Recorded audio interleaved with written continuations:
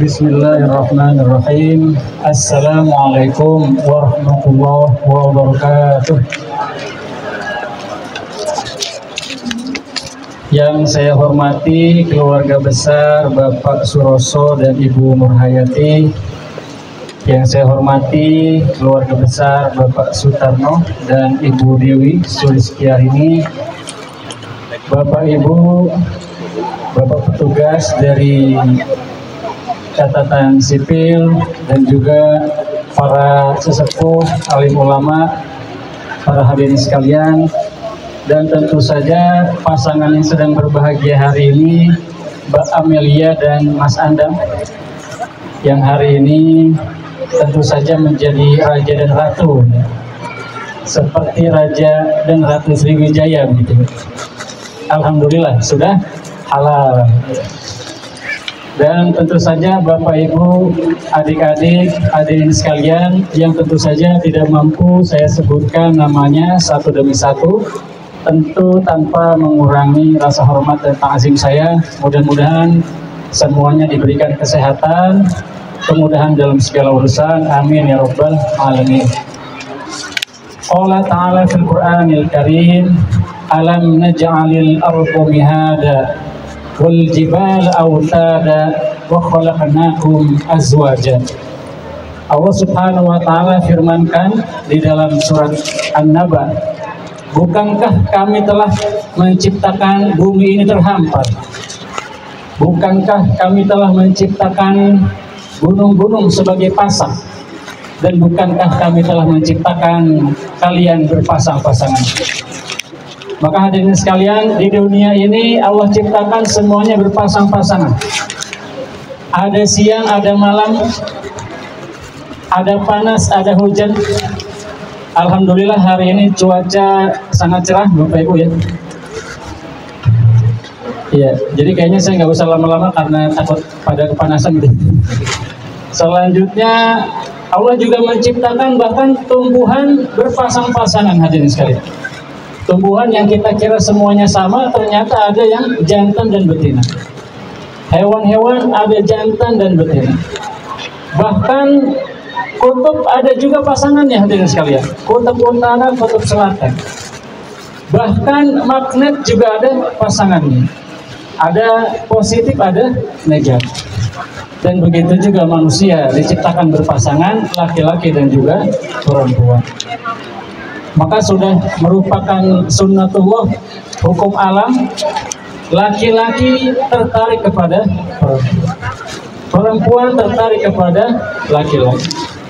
Dan ini merupakan sunnah para nabi, sejak Nabi Adam hingga Nabi Muhammad, semuanya dikaruniakan pasangan dan juga keturunan-keturunan. Maka hadirin sekalian, untuk melanggengkan umat manusia, melestarikan umat manusia, maka Islam menggariskan kepada umatnya untuk melaksanakan pernikahan. Maka Nabi Muhammad beliau bersabda, al-nikahu sunnati wa man raghiba an sunnati falaysa minni. Nikah itu sunnahku, yang tidak suka dengan sunnahku maka bukan bagian dariku. Maka hadirin sekalian, dalam pernikahan ini Allah Subhanahu wa taala memberikan jalan bagi laki-laki dan perempuan untuk melaksanakan hubungan yang legal, hadirin sekalian. Dan di situ pula dijaga nasab.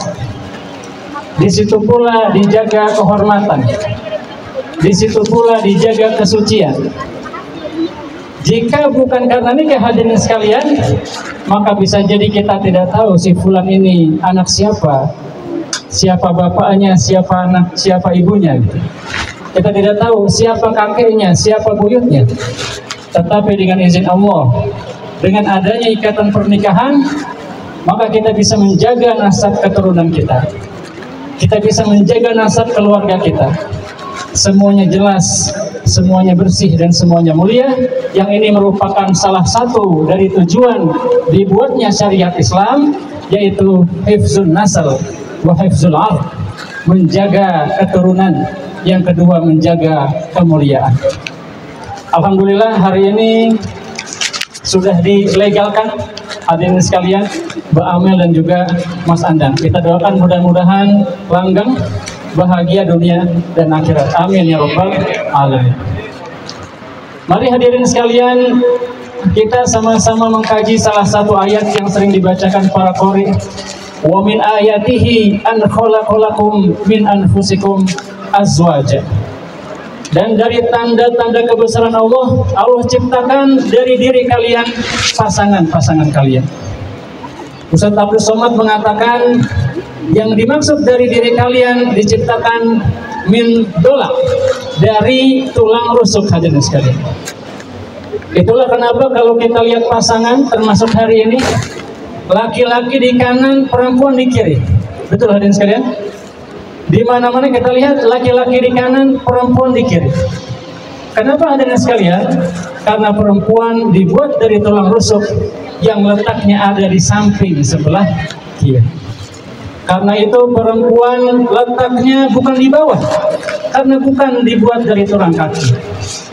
Bukan di kepala, karena bukan dibuat dari tulang tengkorak, tapi letaknya tepat di samping sang suami karena dibuat dari tulang rusuk.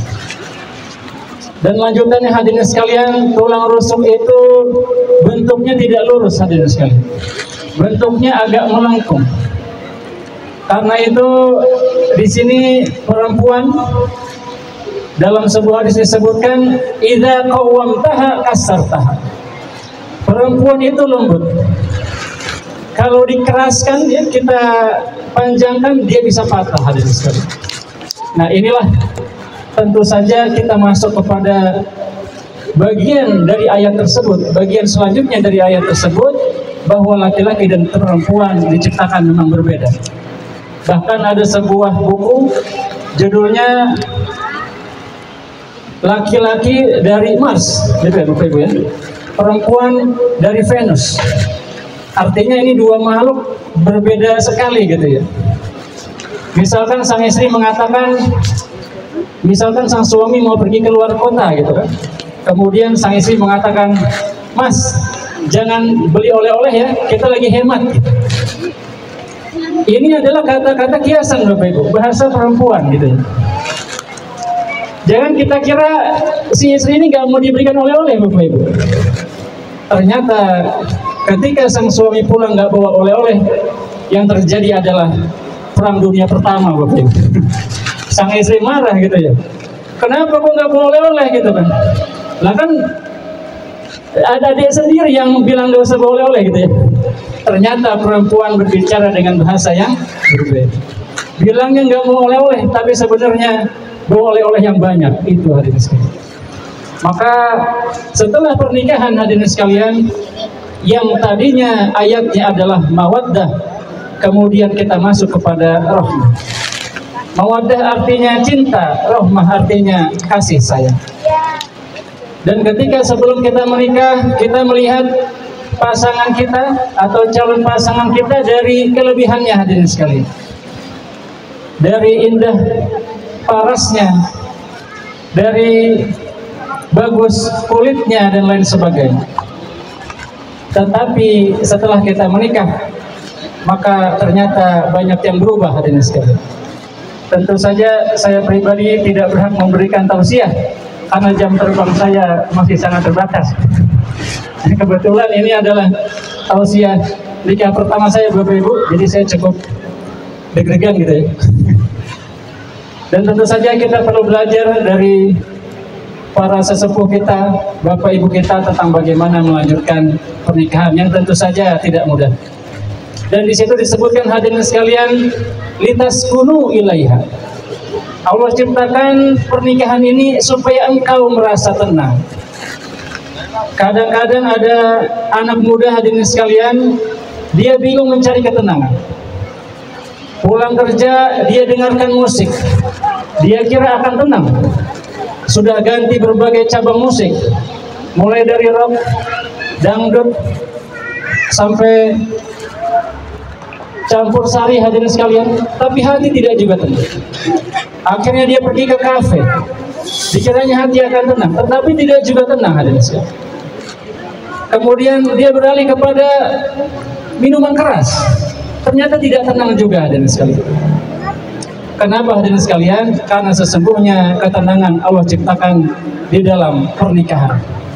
Ketika kita pulang mungkin dari tempat kerja kita, melihat istri kita saja, bertemu istri kita, kita curhatkan isi hati kita, suami mencurhatkan isi hatinya, istri mencurhatkan isi hatinya, maka dari situ akan tercipta ketenangan. Tetapi hadirin sekalian, sebagaimana bunga saat dia mekar, dia terlihat indah, tetapi saat waktunya berakhir, ada kalanya dia menjadi layu. Seperti itu juga umat manusia, dia tumbuh besar muda, kemudian lama-lama menjadi tua. Bunga satu-satunya yang tidak tua adalah bunga plastik, hadirin sekalian. Karena itu ketika orang-orang sudah mulai tua, dia pengen wajahnya tetap bagus gitu ya, dia pengen lebih indah, maka dia kemudian memasukkan plastik, hadirin sekalian, ke dagunya gitu ya, biar lebih panjang, atau mungkin ke hidungnya biar lebih panjang dan lain sebagainya. Tetapi semua itu ternyata palsu dan pastinya nanti akan berakhir. Maka tentu saja ketika keindahan itu hilang dan sirna, yang tersisa hanyalah kasih sayang. Bagaimana kita sebagai pasangan tentu saja bisa memahami kekurangan pasangan-pasangan kita. Kita sebagai pasangan bisa menutupi kekurangan pasangan-pasangan kita, yang tentu saja itu tidak mudah dan butuh proses yang panjang. Dan hadirin sekalian, di dalam surat An-Nisa Allah Subhanahu wa taala firmankan setelah menjelaskan urusan pernikahan, wa'budullaha wa la tusyriku bihi syai'an.